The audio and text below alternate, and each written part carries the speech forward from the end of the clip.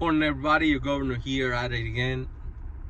Today, I want to go ahead and give my honest opinion on what I think the problem is and the solution, the potential solution for something that is happening right now.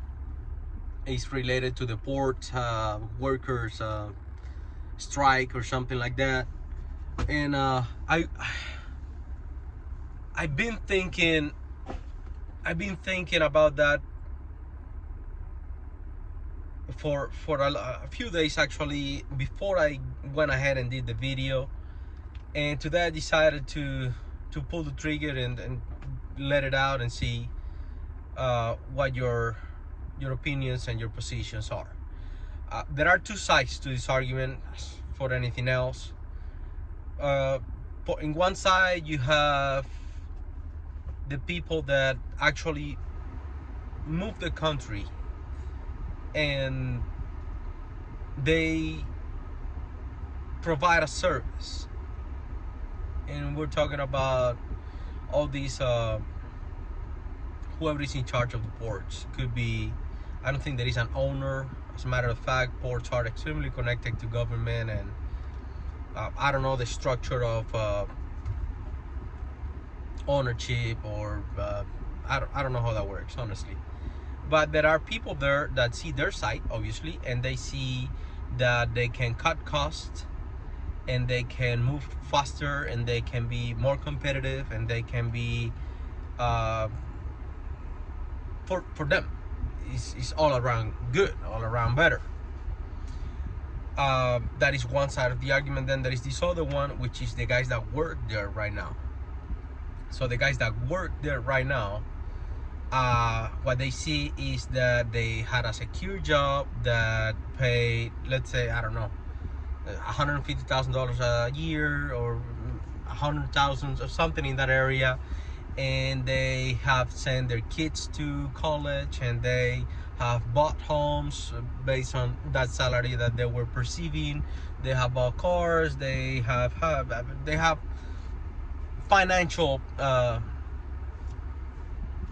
compromises. They have financial ties to many things based on the income that they were perceiving. Obviously, this is not good for them if they're gonna be eliminated or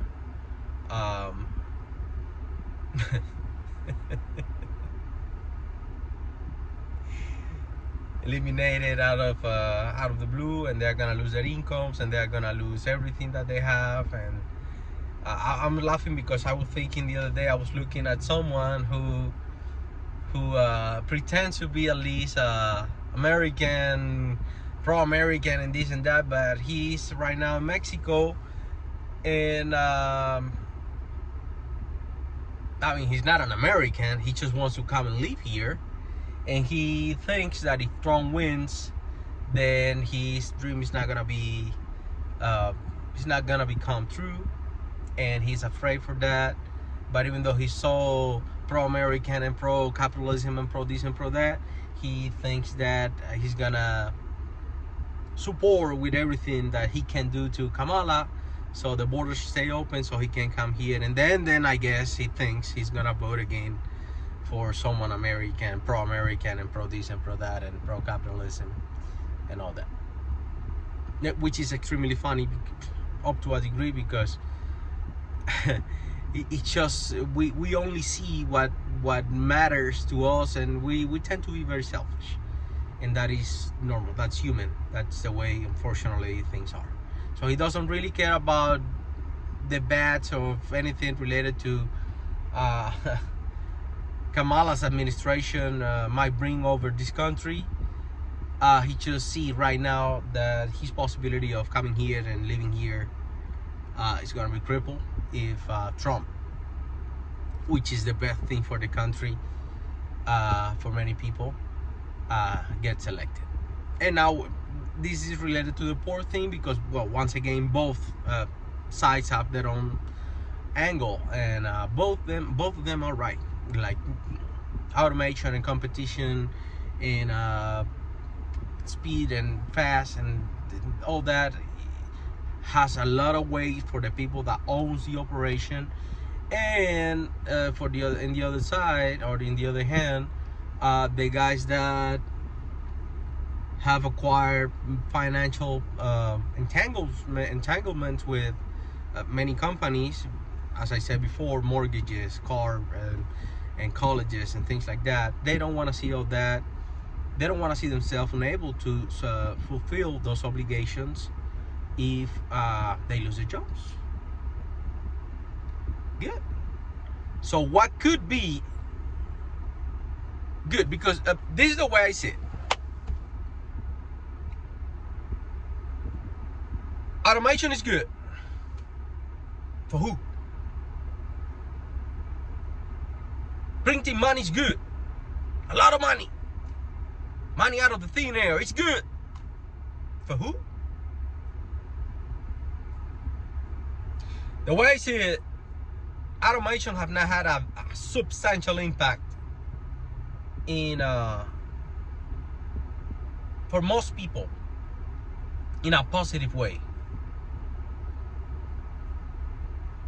And all those sions have, like as I said before, inflation, automation, and this and that.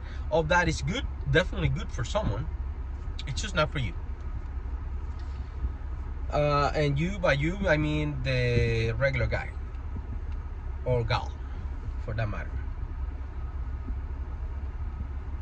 If there is something that is good, like truly good, the perception, the logic of good is that it's good for the most, not for the few. Then if it is good for the most, why there is resistance? Why? Why is there any resistance against what is good for the most?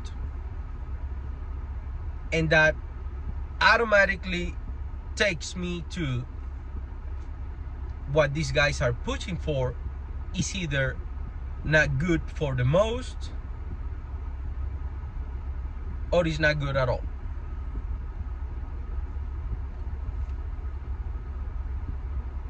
Where am I going with this? If you come to me right now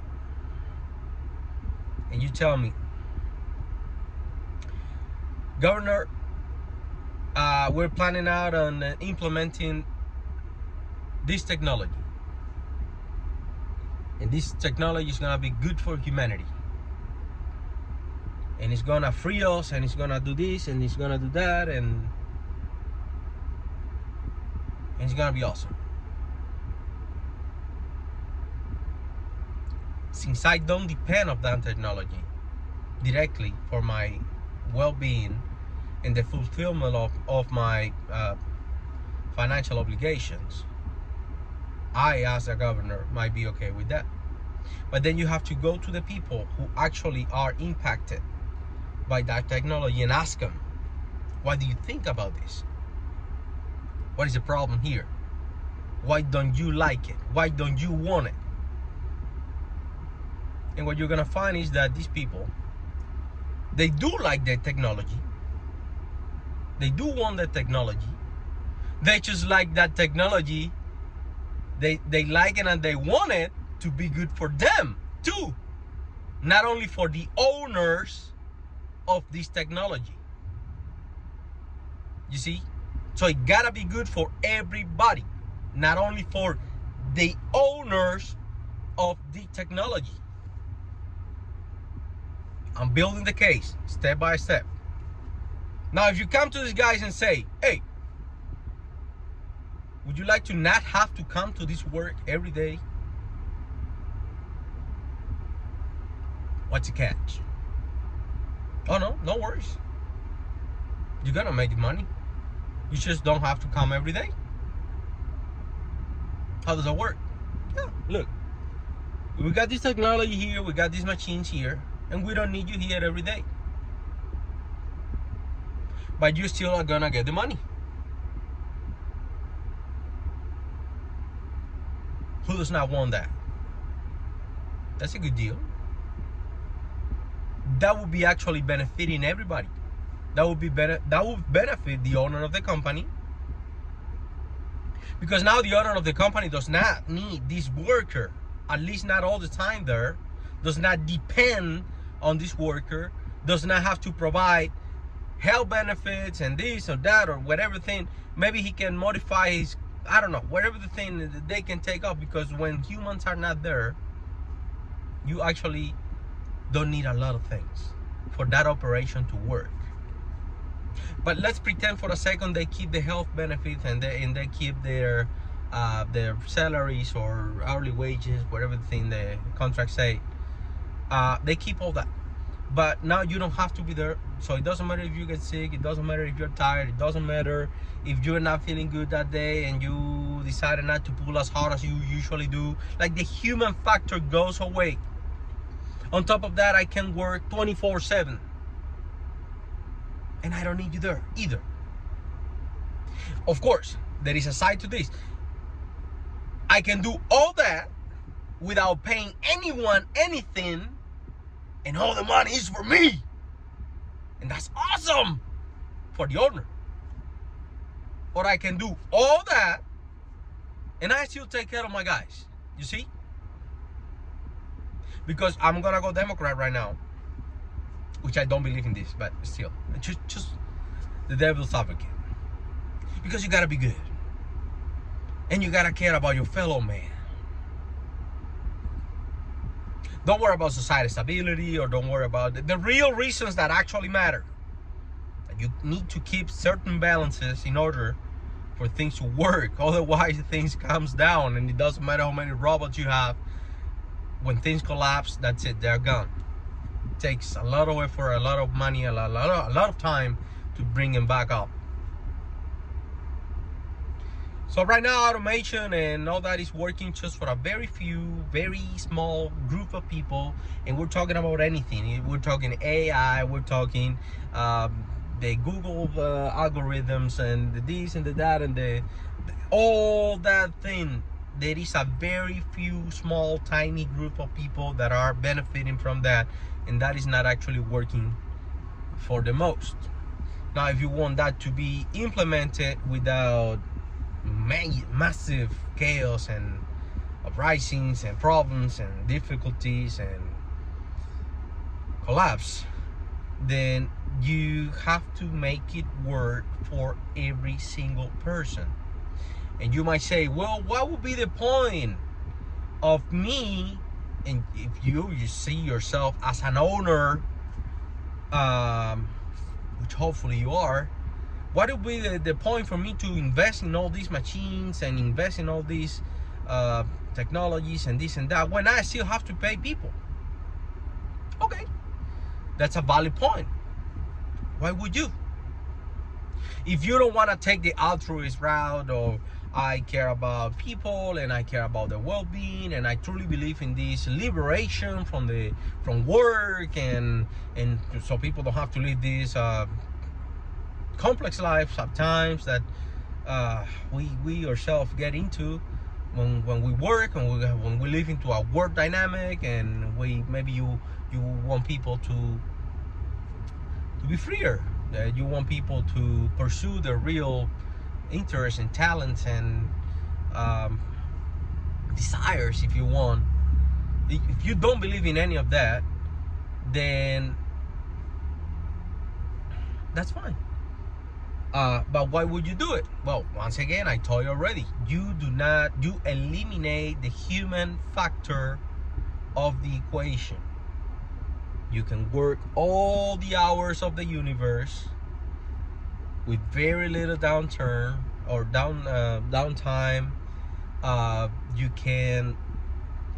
You don't have to deal with all these guys and all their problems and all their human things, and you don't have to deal with I'm sick today and I cannot go, or I'm sick today and I'm gonna work I'm gonna chug along and not really pull it hard, or I'm gonna, I don't know, whatever the thing it is. There are all kinds of situations that human beings go through every day that impact productivity.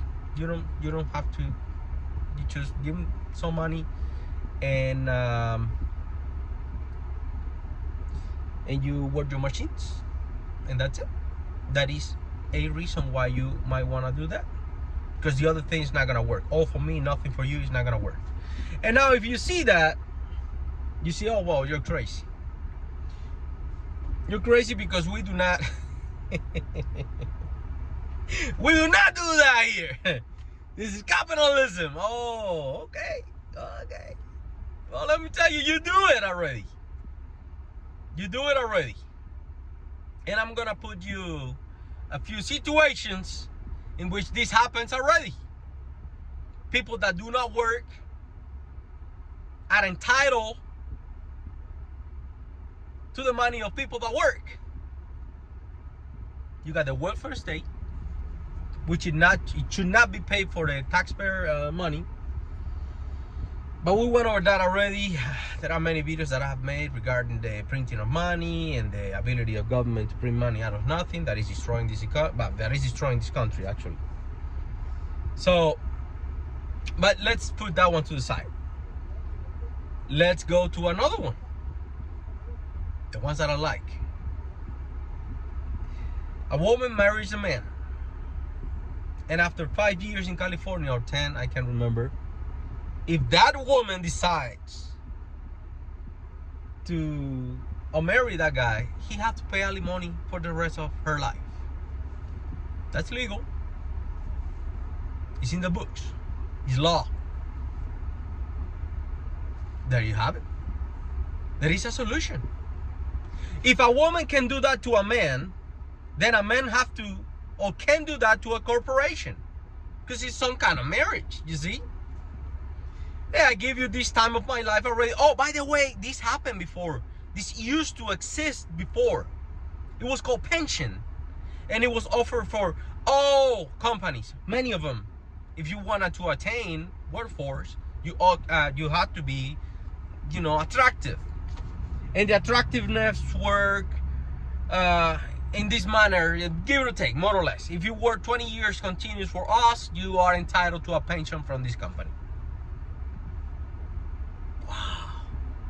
Oh, by the way, this was before. So many of these solutions for these problems that are not new,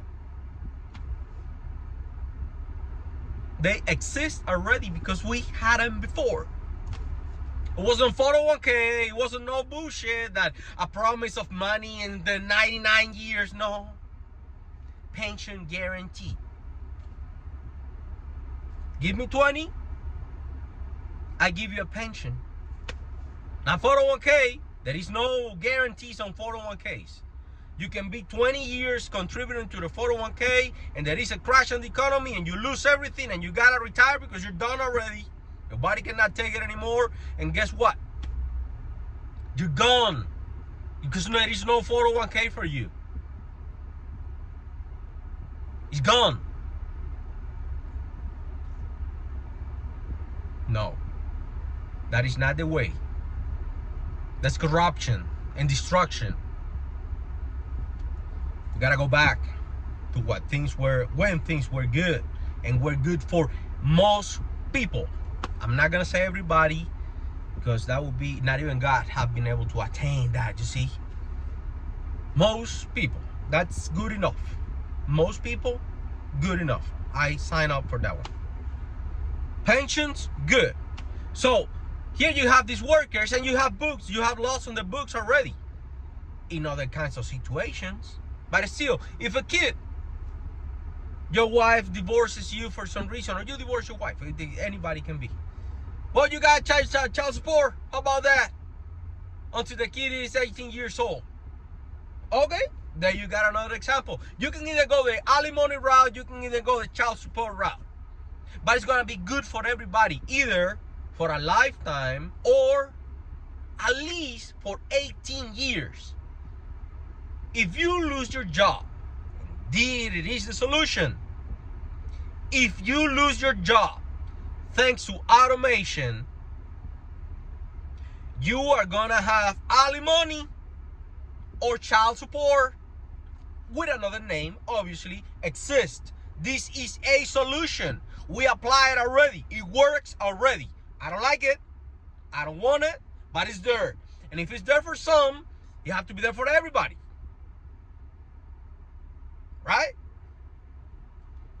There you go. My solution, honest opinion. If you want this to be good for everybody and no resistance whatsoever, because no one is gonna resist getting a paycheck, a huge one, beautiful one, delicious one, without having to go to work. Nobody is gonna say no to that. As a matter of fact, they're gonna be looking for ways to get out of the rat race. Somebody call them from somewhere. Hey, would you like to automate my job here by any chance? Look, there is this technology, by the way, that is gonna be your workers to you if you are an owner. It might be good for you all around. It's gonna be good for everybody. It's gonna be good for the worker. It's gonna be good for the owner. You don't have to deal with more human things anymore. Human factors, disease and this and that and accidents and I broke my leg and all that goes away. And they still can live the life that they have built thanks to that job. You name it as you want it. If there is anyone looking at this, watching this, this is your solution.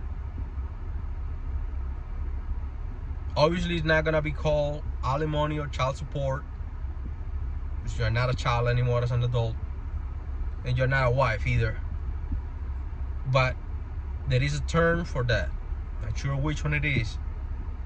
Companies can do that, and then automation is not gonna be a problem. And this goes for the trucking company. This goes for the ports. This goes for everything. Everything. Doesn't matter what it is.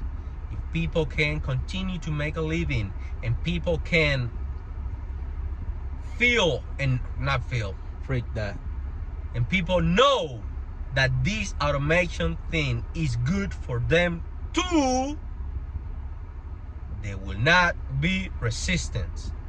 As a matter of fact, it will be all the way around.